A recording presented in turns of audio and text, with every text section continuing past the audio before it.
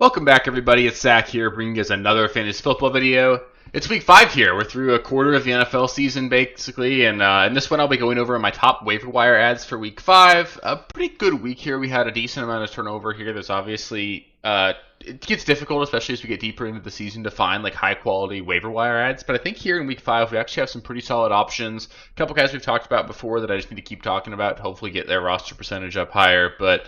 Hopefully you guys find these useful. Of course, if you guys do have any specific ad or drop questions, just let me know in the comments. I'd love interacting with you guys there. It's definitely part of what makes this really fun for me. And yeah, it's a lot of fun. And hopefully you guys are off to a good start in fantasy season. If you're not, that's okay. You've got plenty of time left to come back. I don't care what you're going through. If you've lost neighbors this week and you're 0-4, you can still win your league. You just got to make sure you buckle in and really start making some moves that are going to help your team. And waivers is going to be a big part of that. So let's get to it, guys. I'll start with the quarterback position. Starting things off at quarterback, I'll just highlight Jackson Dart here. I don't think Jackson Dart's going to throw for a very high clip on a weekly basis. We saw that this last week, just over 100 passing yards, but he did have a passing touchdown and ran a touchdown in. Losing Malik Neighbors certainly hurts, but in general, if you have a quarterback that's going to run as much as he looks like he's going to, it's going to give you guys a lot of upside on a weekly basis. There's just certainly a possibility here for Jackson Dart to be like similar to like what Justin Fields has been over the course of his career, where he just runs enough that he's not Justin Fields from an athleticism standpoint, but like I guess maybe you could look at him as like a Drake May sort of guy, where you're going to get enough on the ground that if you get anything through the air, he's going to be okay. Again, losing Neighbors really sucks, but he's athletic enough that you could certainly stream him in good matchups. Next week against New Orleans, I think you could honestly do a lot worse. Sam Darnold, just playing really well. He has a really fun matchup with Tampa Bay in Week 5 as well. Has weapons, right? You got, obviously, JSN, who looks to be like one of the emerging superstars in the NFL. Good running backs in both Walker and Charbonnet. Torrey Horton, Cooper Kupp. Tight ends are flashing a little bit. Darnold runs a little bit as well. I feel pretty good about playing Sam Darnold this week. I think you could trust him as a decent streaming option. And, we're into buys this week, so there are going to be some teams on buy that's going to make you just maybe need to start a guy that you wouldn't have normally started. Sam Darnold certainly fits the bill there. Then Justin Fields, I got to mention him. He's probably rostered, but he's by far the best out of all of these guys. Just super athletic. Gets to play Dallas in Week 5. We know that's a super matchup every single week. I feel good about that. I'm starting him everywhere I have Fields, and if he's for whatever reason on waivers, he shouldn't be anymore. Go grab him. Next, we got maybe one of the best ads of the year so far. Talked about him a couple times so far, but now it's just very clear that we need to be adding him, and that's Woody Marks. He's effectively the starter in Houston. We've seen his snap share trend up every single week. Only played 56% of the snaps this last week, so it's not like he's a full-time workhorse or anything. Nick Chubb still got a decent amount of snaps as well. I believe he played 41% of the snaps this week. So, still basically a 50-50 split, but it's just clear that Woody Marks is the better player. By far better in terms of pass catching, way more explosive. This is an offense in Houston that really needs that explosiveness as well. So Woody Marks should get more and more work. They're not going to get to play Tennessee every single week.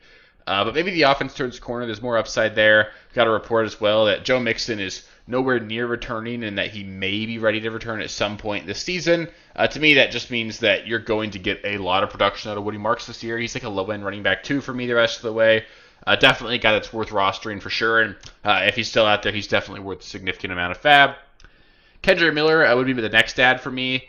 Seems to be sort of taking over for this New Orleans backfield. Obviously, Alvin Kamara is still incredibly involved as well, but it just feels like Alvin Kamara is going to get traded at some point before the trade deadline here. It makes a lot of sense, right? He's an older player, clearly not the future there in New Orleans, and he could certainly help a lot of teams. Like Kansas City trading for Alvin Kamara would make a ton of sense. Not saying you should go trading for Kamara or anything, just betting on that, but like that sort of trade could certainly happen here. So if and when that does happen, Kendra Miller is going to be a big part of the offense if he can stay healthy. And it looks good, right? So we know he's a good player. He just has had a hard time staying on the field. If he can stay healthy, I think he's going to be really good for fantasy. Kenneth Gainwell, got to mention him as well. It's just hard to imagine that he didn't at least earn some sort of a timeshare here, just with how well he played this last week. You're certainly going to get a lot of Jaylen Warren when he's back. Caleb Johnson, I know he's been horrendous so far and hasn't really seen the field, but it just makes sense that Caleb Johnson is going to see the field a little bit more over the course of the year. But even with all that, like Gainwell looked good. This is an offense that needs playmakers, right? It's basically DK and nobody else. And Gainwell could be a guy that you could flex in a pinch, even if Jaylen Warren were starting or we're playing. Chris Rodriguez, arguably just as valuable as Bill or JCM here. This is just a 3 running back timeshare. Either running back you play, whether it's Rodriguez, I could mention McNichols here, or Ja'Cory Krosky-Merritt. Like, you're just praying they're the one that falls in the end zone that week. I don't really value any of them in terms of like reliable weekly assets, but in a pinch, like there's going to be bye weeks with injuries. I'm in a league where I'm probably going to play Ramondre Stevenson next week, and that makes me feel gross. Like when you're stuck with, or like, I've got a team that I was staring down the barrel of like a Rachaad White start. Maybe that gets more beneficial this week if Bucky has to miss time. But like there are leagues where you're really desperate at running back too, especially during bye weeks. I think there's a path for Chris Rodriguez to be a guy you could just play in a pinch and pray he falls in the end zone. I just mentioned Rachaad White, likely roster, but if he's not, Bucky Irving got an MRI today. We don't really have any more information than that. I wish I could tell you guys more, but Rachaad White needs to be rostered for sure. I'm recording this at like 6:15 Pacific time Monday night, so that's why I keep looking to the side too. I got the Monday night games on, but Rachaad White's a guy that we've seen be incredibly fantasy valuable before. And if Bucky Irving were to miss time, Rachaad White would probably just slot right in as a top 15 back. So that's the kind of guy that you'd love to have on your roster. He should be rostered for sure. But when you've got a clear handcuff that gets some work and the running back is like known to have an injury, it makes a lot of sense to target Rachaad White there.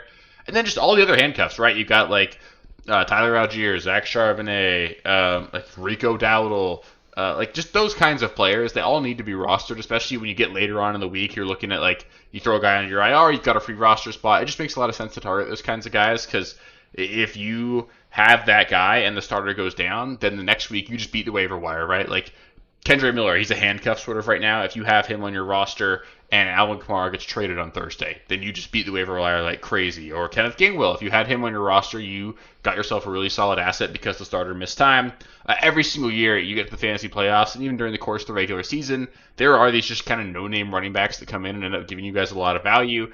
Every like known handcuff, where you want to make sure you know that you're picking up the guy that's like going to be fantasy relevant, right? You don't want to be, if you don't know who the clear backup is, then it doesn't make a lot of sense. But like, in Arizona, MRI DeMarcado, he's a decent option you could add. If Trey Benson were to go down, DeMarcado's the last guy there, right? So like those kinds of players, Rachaad White, of course, Tyrone Tracy or Devin Singletary right now, like those kinds of guys, it makes sense to be rostered if you're just really desperate at running back and don't really have anything better to do with that roster spot because there is upside if an injury happens out of them. Moving on to the wide receiver position. I'll start things off with just mentioning both Wan'Dale Robinson and Darius Slayton. They're the wide receiver 1 and 2 for a team now. Hopefully Neighbors can get healthy soon. It sounds like he's going to be out for the entire rest of the year for sure. The torn ACL is absolutely brutal. I hope he can come back next year and be really great. But until then, in the meantime, we've got Wan'Dale and Slayton clearly being really important to an offense. Again, I don't think it's going to be a super high volume passing offense. I don't see, like, people are saying they need to go trade for a receiver. They might sign Odell. That's not going to make me worried at all. Odell hasn't been a contributor on the NFL field for like 5 years now. So, like, those two guys are going to be the most two fantasy relevant wide receivers in this offense. Wan'Dale's the guy that I would want for sure just because he's operating closer to the line of scrimmage, should be more reliable, and they've used him downfield a little bit as well, so I feel okay about them. But, again, not super stoked about either one. Romeo Doubs should be rostered by now, but it's just hard to ignore the 3 touchdowns. If he happens to be available, each guy you can obviously play in a pinch, especially until we see Matthew Golden get more integrated, which is, I'm becoming less and less convinced that's going to happen. Christian Watson, Jaden Reed, both going to come back at some point, but until they do, I think Romeo Doubs is probably the wide receiver 1 in that offense. Speaking of wide receiver 1s and offenses, Alec Iamaner, probably the wide receiver 1 in Tennessee. It's not a super valuable offense to have the wide receiver 1 in, but like, he's a good player. I don't think there's any reason to like ignore him completely. I think Calvin Ridley's going to have better games, right? I think he's better than what he's been. Remember last year, Calvin Ridley had a horrendous start as well. This offense in general should trend up as you get just more and more comfortable in the offense for Cam Ward, but Cam Ward himself said it, they're ass right now, so Alec Iamaner, not special, but a guy you can play, and if they do get better, there's obviously upside there. Both Kevontae Turpin and Jalen Tolbert, I just want to mention both those guys. You can play either one of them in a pinch in your flex. Dallas just can't play defense. Their offense is good enough to keep up. Both these guys have touchdown upside every single week. CeeDee Lamb is out. They both just make sense to be rostered, especially as we get to these bye weeks. If you desperately need to pick up and somebody just to play in your flex, you could do that. Same thing here with Christian Kirk. Not sexy, like a 60% snap player. Doesn't make you excited, obviously, but they're going to him on third downs. In PPR, like you could start him in a pinch if you absolutely had to. And then Malik Washington. I again, I'm watching these Monday night games right now. Tyreek Hill just went down with a pretty significant injury, it looks like. I think there's going to be a big opportunity here for Malik Washington to be really good. I like him. I think he's a talented player. They manufacture touches for him. He's going to have a lot of opportunity with Tyreek out. I think Washington's the guy that should be rostered just to see how things shake out without Tyreek going forward. Moving on to the tight end position here, I'll start things off with Brenton Strange. Continues to be involved as kind of the leading target in this Jacksonville offense so far. So he should be just a guy that you can pick up and play in a pinch whenever you need to. They're going to play Kansas City in Week 5. That opens up a lot in the middle of the field. They play a lot of too high. They're really good at taking away opposing number ones, so they're probably going to focus in on Brian Thomas. Might have to wait one more week for Brian Thomas to get going. Hopefully he does at some point. But Brenton Strange feels like a guy, like we just saw Mark Andrews have like 7 catches for 30 yards. Brenton Strange could absolutely do the same thing this week. Darren Waller, I got to mention him. Shocking to say that I'm mentioning Darren Waller in 2025, but I am. Scored 2 touchdowns so far. This game's still going, so maybe we'll get even more out of him. But they're using him in the red zone. He's a big body. They don't really have another wide receiver that can just go up and get it like Darren Waller can. And Tyreek got hurt, right? So there's obviously a lot more just targets to go around. It's his first game back, and he's still been involved, so there's at least some upside there. And we've seen him be fantasy relevant before. He's not like super old, so maybe he's got a little bit left. He's a guy worth at least keeping an eye on. Theo Johnson flashed a little bit in Week 4. Just seemed to have a little bit of chemistry with Jackson Dart. And then, of course, you're looking at a situation, again, with Neighbors down. There's a lot more opportunity there. I don't know how the targets are going to shake out, but Theo Johnson's a guy that was drafted relatively high. He should be talented. And then, if he gets enough chemistry with Jackson Dart, there's potential there. So he should be rostered. Mason Taylor, he's always in the field. They get to play Dallas in Week 5. If you want to bet on a breakout in Week 5, I think there are worse bets to make. So you could go there. Tommy Tremble, it doesn't get me excited, but he was incredibly involved this last week without Jatavion Sanders. We've seen him have some spike weeks before, and this offense just needs pieces. We'll see if Jalen Coker comes back. I should have mentioned him in the wide receiver spot, but if Coker's available, he'd be a pickup. And then same thing with Tajay Spears, the running backs, actually. So keep an eye on those guys. But both those guys are guys that should be rostered, as should Tommy Tremble if you need a streaming option this week. And then Chigga, again, continues to be on the field a ton. I like him as a player. This Titans offense is not good, but they get to play Arizona in Week 5. Tight ends have had some success against Arizona so far this year. I think you could stream Chigga. I wouldn't feel good about it, but if you had to go there are worse options. And finally, the ever-important defensive streaming options. I'll start things off with the Rams. They play on Thursday Night Football against the 49ers. Brock Purdy's sore. Mac Jones is also banged up. They're going to play one of those two guys, but they're not at full strength by any means. You've got Juwan Jennings banged up. You've got Ricky Pearsall banged up. Demarcus Robinson could be the wide receiver 1 for this Niners offense this week. I think you could play the Rams defense. They looked good. They really held the Colts offense in check, at least to some extent. I know the Colts put up 20, but it was the worst the Colts offense has looked so far this season. The Rams are good on defense. I trust their pass rush to get home in this one.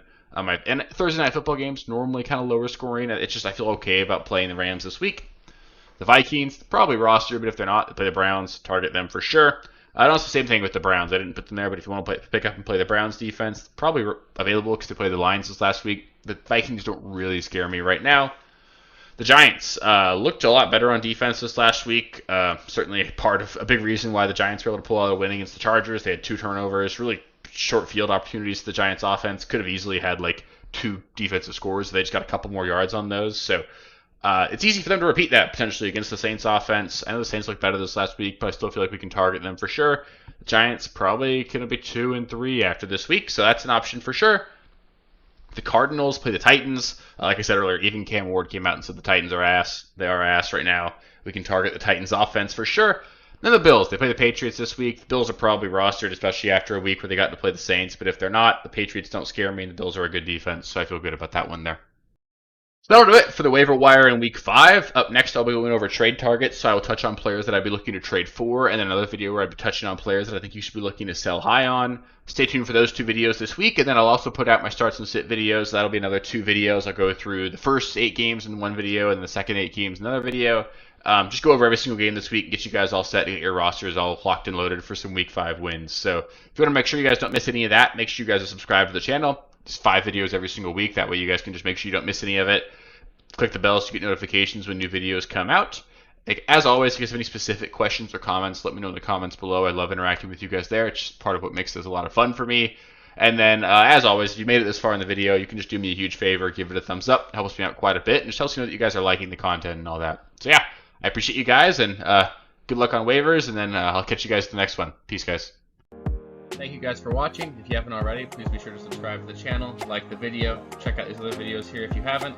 If you want more content, please feel free to follow me on Twitter at RealSteelFFB. I'll be more active on there as the season goes on. Thanks. Catch you later.